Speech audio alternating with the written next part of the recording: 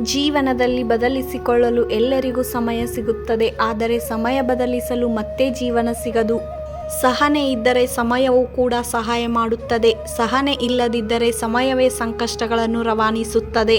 ವಿಧಿ ಅನ್ನೋದು ನಮ್ಮ ಅವಧಿಯನ್ನು ನಿಗದಿ ಮಾಡಬೇಕಾದರೆ ಏಕೆ ಬೇಕು ಬೇರೆಯವರ ಸುದ್ದಿ? ಜೊತೆಗೆ ಎಲ್ಲವೂ ನನಗೆ ಬೇಕು ಅನ್ನುವ ಬುದ್ಧಿ ತಿದ್ದಿಕೊಂಡು ನಡೆದರೆ ನಮ್ಮ ಈ ಬದುಕೇ ಶುದ್ಧಿಯಾಗುತ್ತದೆ. ಮನುಷ್ಯನ ಮೇಲೆ ಭರವಸೆ ಇಟ್ಟವರು ಭಯಪಡಬಹುದು, ಭಗವಂತನ ಮೇಲೆ ಭರವಸೆ ಇಟ್ಟವರು ಭಯಪಡುವ ಅವಶ್ಯಕತೆಯೇ ಇಲ್ಲ. ಮುಗುಳ್ನಗುತ್ತೀರಿ, ನಿಮ್ಮ ನರಗಳು ಸಡಿಲಗೊಳ್ಳುತ್ತವೆ. ಪ್ರಾರ್ಥಿಸುತ್ತೀರಿ, ನಿಮ್ಮ ಭಾರಗಳು ಕಡಿಮೆಯಾಗುತ್ತವೆ. ಜೋರಾಗಿ ನಕ್ಕು ಬಿಡಿ, ನಿಮ್ಮ ಹೃದಯ ಹಗುರವಾಗುತ್ತದೆ. ಕ್ಷಮಿಸಿಬಿಡಿ, ಕೋಪ ದ್ವೇಷಗಳು ಕಡಿಮೆಯಾಗುತ್ತದೆ. ಒಳ್ಳೆಯ ಬದುಕಿನ ಸಂಗಾತಿಗಳಿವು, ಇವುಗಳನ್ನು ಎಂದಿಗೂ ಬಿಟ್ಟು ಬದುಕಬೇಡಿ.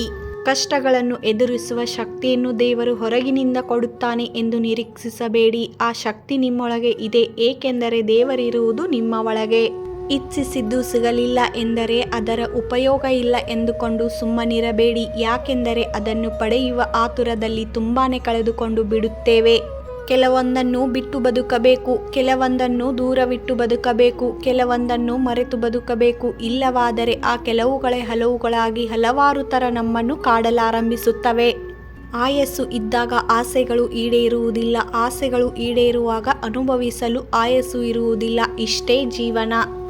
ಕನಸಿನ ಗೋಪುರ ಕಟ್ಟಿ ನಿರೀಕ್ಷೆಯಲ್ಲಿ ಬದುಕುವುದಕ್ಕಿಂತ ಬದುಕು ಬಂದಂತೆ ಅನುಭವಿಸುತ್ತಾ ನೆಮ್ಮದಿ ಕಾಣುವುದು ಉತ್ತಮ.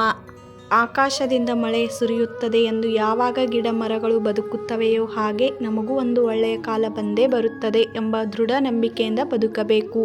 ಕೆಲವು ಪ್ರಶ್ನೆಗಳಿಗೆ ಉತ್ತರ ಕಂಡುಹಿಡಿಯಲು ಹೋಗಬಾರದು. ಬದುಕು ಎಲ್ಲ ಪ್ರಶ್ನೆಗಳಿಗೂ ಉತ್ತರ ನೀಡುವುದಿಲ್ಲ, ಸಮಯ ಮಾತ್ರ ನೀಡಬಹುದು. ತಾಳ್ಮೆ ಇರಲಿ. ಈ ವಿಡಿಯೋ ಏನಾದರೂ ನಿಮಗೆ ಇಷ್ಟವಾಗಿದ್ದರೆ ಲೈಕ್ ಮಾಡಿ, ಕಮೆಂಟ್ ಮಾಡಿ, ಹಾಗೆ ಫ್ಯಾಮಿಲಿ ಫ್ರೆಂಡ್ಸು ಶೇರ್ ಮಾಡಿ. ಇನ್ನೂ ನನ್ನ ಚಾನಲ್ಗೆ ಸಬ್ಸ್ಕ್ರೈಬ್ ಆಗಿಲ್ಲ ಅಂದರೆ ದಯವಿಟ್ಟು ಹೋಗಿ ಸಬ್ಸ್ಕ್ರೈಬ್ ಆಗಿ, ಪಕ್ಕದಲ್ಲಿರುವ ಬೆಲ್ ಬಟನ್ ಪ್ರೆಸ್ ಮಾಡಿ. ನಾನು ಹಾಕ್ತಾ ಇರೋಂಥ ವಿಡಿಯೋ ನೋಟಿಫಿಕೇಷನ್ ನಿಮಗೂ ಬರುತ್ತದೆ. ಮತ್ತೆ ಹೊಸ ವಿಡಿಯೋದೊಂದಿಗೆ ಸಿಗ್ತೀನಿ. ಅಲ್ಲಿವರೆಗೂ ನೋಡ್ತಾ ಇರಿ, ಸಪೋರ್ಟ್ ಮಾಡ್ತಾ ಇರಿ. Thank you for watching.